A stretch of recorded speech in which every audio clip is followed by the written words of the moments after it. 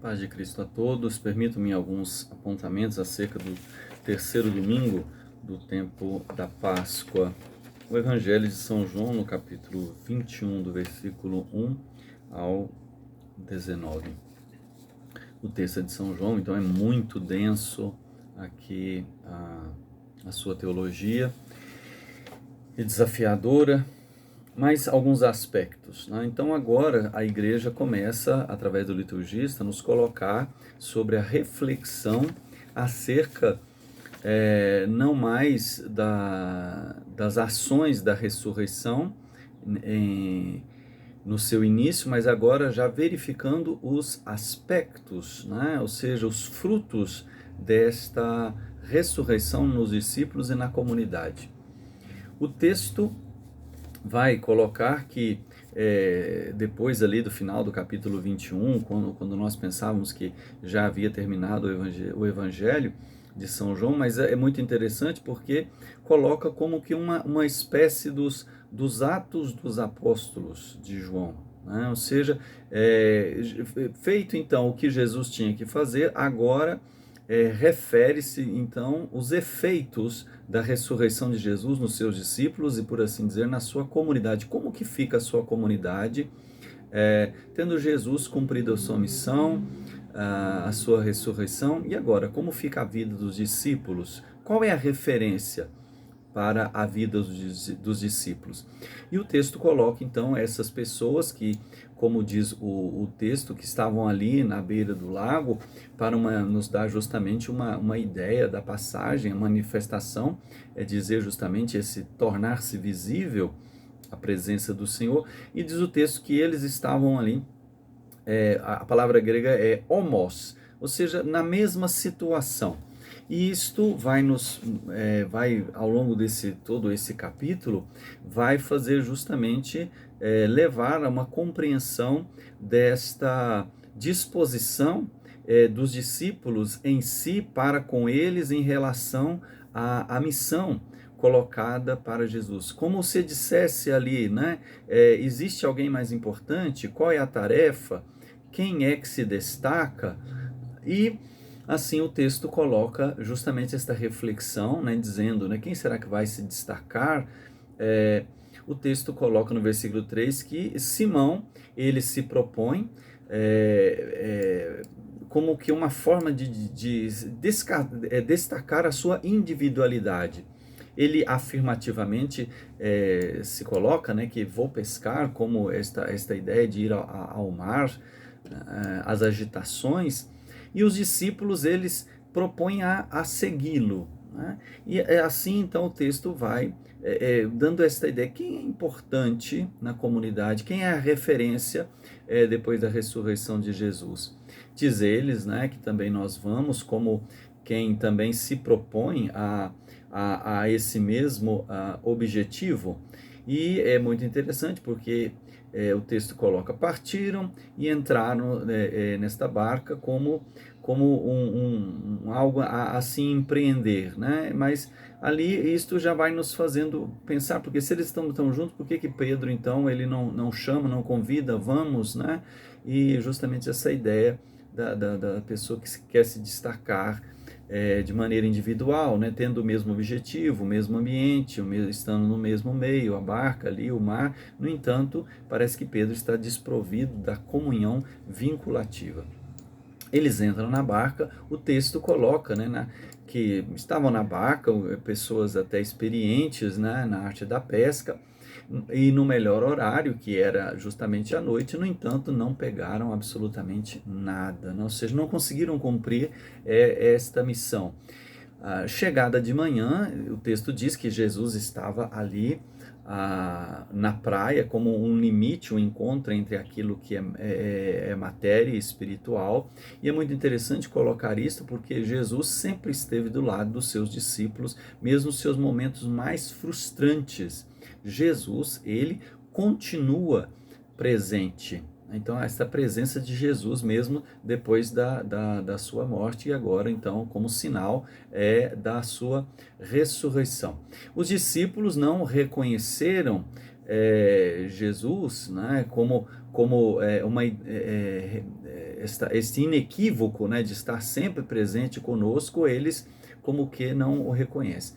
E Jesus faz um enquadramento, né, ali, chamando, a palavra grega é paidon, né, ou seja, alguém que é pequeno, né, com pouca significância, e o texto então vai nos acordando justamente para isso. Quem é mais significante? Existe quem se destaca, quem é melhor? E Jesus então coloca todos no mesmo nível, um nível de simplicidade, perguntando se eles conseguiram alguma coisa para sustentar, e todos eles, de maneira frustrada, né, respondem que não conseguiram.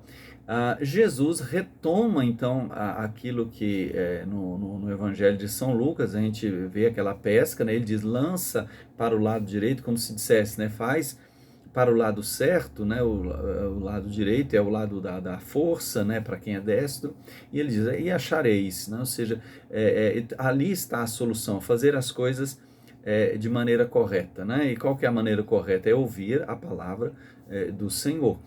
Diz o texto que a rede, né, eles não conseguiam puxar para eles, né, arrastar a rede de tal forma que a expressão é interessante, né, porque através da quantidade, ele fala-se numa numerosa população. Um discípulo, aquele discípulo que fez a experiência do amor, aquele que diz, né, que Jesus amava, né, esse então, ele retrata a Pedro, né, dizendo, né, é o Senhor, ou seja, o Senhor continua, né, para dizer isso.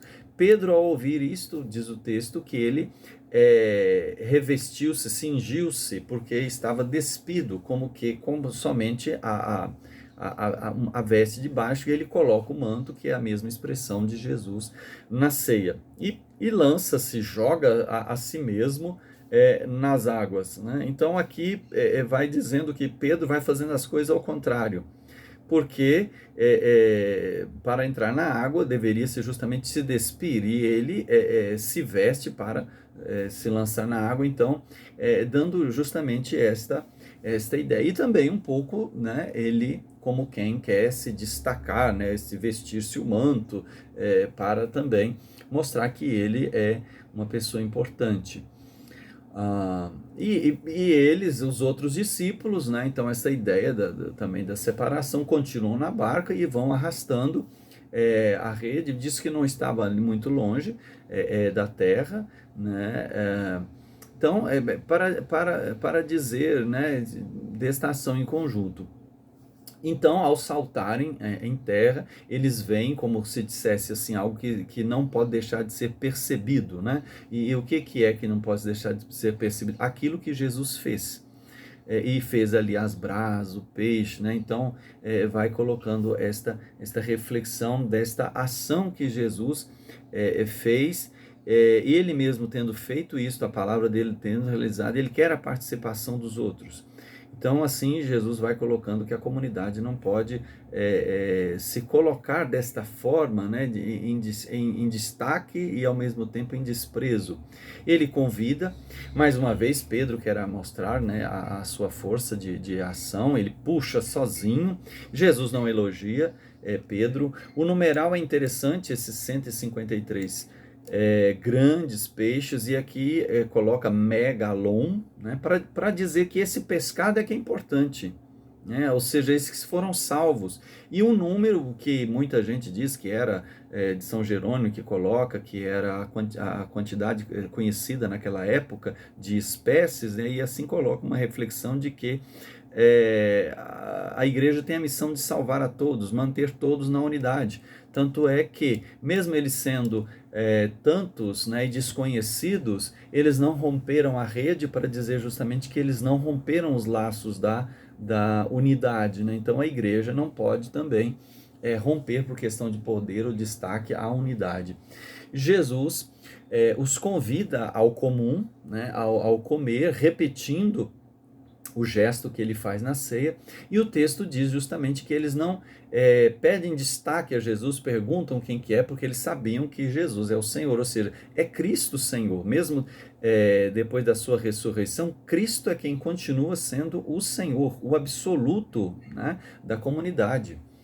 E depois de comerem, para retomar aquilo que Jesus dizia, que ele somente depois de passar a ceia, comer aquele alimento que ele queria, como a gente vê em Lucas, é que ele consegue passar por tudo que ele consegue passar. Então, depois somente de comer, ou seja, a força da Eucaristia, a força da comunhão, é que os discípulos vão conseguir viver aquilo que é necessário. E o texto diz que era a terceira vez. Quando coloca então a terceira vez, como Cristo anunciou algo irreversível e 3 vezes o fez para indicar que era irreversível isso, agora então, pela terceira vez, ele se manifesta para dizer que esta é a condição permanente e irreversível da vida da comunidade, né? A comunhão com o Senhor, ele sendo o Senhor. E Jesus vai chamar agora Pedro para justamente colocar as coisas no seu devido lugar e entendendo a missão da comunidade representada por Pedro, quando ele diz Simão, filho de Jonas, né, para dizer que é uma vocação, a pessoa dele. O texto no grego coloca que Jesus fala em agapás, e Pedro vai respondendo em fileu, né? Ágape, aquilo que é mais alto, o fileu, aquilo que seria na mesma condição, para dizer, né, do chamado de Jesus, quando ele pergunta para Pedro. E amar é justamente a pessoa estar disposta a oferecer o seu melhor bem-querer. E é isso que Jesus pergunta a Pedro, se ele está disposto a oferecer o melhor bem-querer dele a Jesus, né, acima, mais do que esses outros. Você está disposto a me querer mais do que os outros? E Pedro vai responder, eu estou disposto a ser igual a ti, né? E por isso Jesus diz a ele, né, apacenta as minhas ovelhas, cuida das minhas ovelhas, cuida do meu rebanho dessa forma.